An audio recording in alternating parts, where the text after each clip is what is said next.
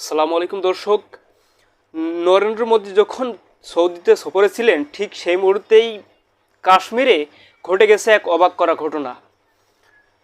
কাশ্মীরে সন্ত্রাসীদের হামলায় নিহত হয়েছেন ২৬ জন পর্যটক। আর এই ঘটনা শুনেই নরেন্দ্র মোদী ফিরে এসেছে ভারতে। দর্শক, যদিও বিষয়টি অনেকের মতেই সাজানো একটি পরিকল্পনা, এটি মূলত পরিকল্পনারই একটি অংশ এবং এই পরিকল্পনাই প্রকাশিত হয়ে গেছে।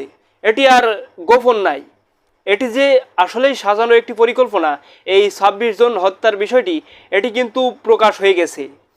কেননা কাশ্মীরের এই হত্যার ঘটনার যে কেন্দ্রস্থল এবং হাসপাতালে যেখানে রোগীদের চিকিৎসা ব্যবস্থা করা হচ্ছে সেখানে সাংবাদিকদের ঢুকতে বাধা দেওয়া হচ্ছে, সাংবাদিকদের উপর নিষেধাজ্ঞা আরোপ করা হয়েছে।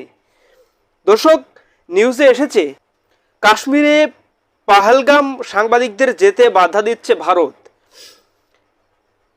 ভারত অধিকৃত জম্মু কাশ্মীরের পাহালগামে গতকাল মঙ্গলবার ভয়াবহ সশস্ত্র হামলায় অন্তত ২৬ জন নিহত হন, যাদের সবাই পর্যটক ছিলেন। পর্যটকদের পাশাপাশি স্থানীয় এক মুসলিম যুবকও প্রাণ হারিয়েছেন, যাদের সেখানে বেড়াতে যাওয়া মেহমানদের ঘোড়ায় চড়িয়ে জীবিকা নির্বাহ করতেন।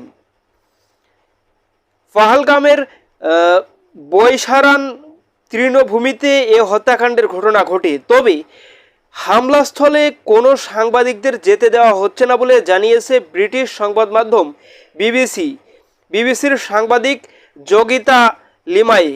দর্শক, বুঝতেই পারছেন, সাংবাদিকরা যদি সেখানে যায় তবে কিন্তু এই সাজানো পরিকল্পনা অনেকটাই প্রকাশিত হয়ে যাবে, যার কারণে অনেকের ধারণা এটি সাজানো পরিকল্পনা, এই জন্য সাংবাদিকদেরকে সেখানে প্রবেশ করতে দেওয়া হচ্ছে না।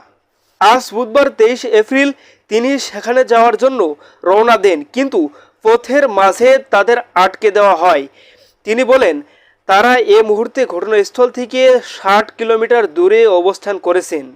সেখানে নিরাপত্তাকারীরা নিরাপত্তা বেষ্টনী পার হয়ে কোনো সাংবাদিকদেরকে পাহালগাম যেতে দিচ্ছে না।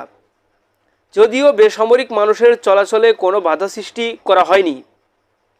এই সাংবাদিক জানিয়েছেন, ঘটনাস্থলের কাছে যেতে না দেওয়ার আহতদের যে হাসপাতালে চিকিৎসা দেওয়া হচ্ছে সেখানেও তারা যেতে পারেননি।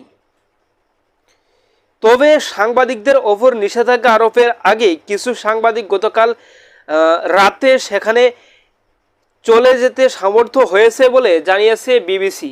দর্শক, আসল ঘটনা হচ্ছে সেখানে তারা যেতে পারেননি, আর এটি কিন্তু জানিয়ে দিয়েছে যোগিতা লিমায়ে। তিনি কিন্তু বিবিসির একজন সাংবাদিক। বিবিসি জানিয়েছে, কাশ্মীর সংঘাতপ্রবণ এলাকা হয়, সেখানে সাংবাদিকতা করা অনেক কঠিন ছিল।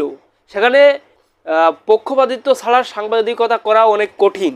এরপর ৫ বছর আগে যখন ভারতের জম্মু কাশ্মীরের স্বায়ত্তশাসন বাতিল করে কেন্দ্রের সঙ্গে যুক্ত করা হয়, তখন সাংবাদিকতা আরও কঠিন হয়ে পড়ে। এই মুহূর্তে সেখানে তাদের স্বাধীন সাংবাদিকতা করার বেশ কঠিন। দর্শক, বুঝতেই পারছেন, এটাই কিন্তু আসল ঘটনা। তো ভিডিওটি ভালো লাগলে লাইক অ্যান্ড সাবস্ক্রাইব করুন। সর্বশেষ আপডেট নিউজ সবার আগে পেতে আমাদের চ্যানেলটি সাবস্ক্রাইব করে পাশে থাকুন। ধন্যবাদ সবাইকে। আল্লাহ হাফেজ।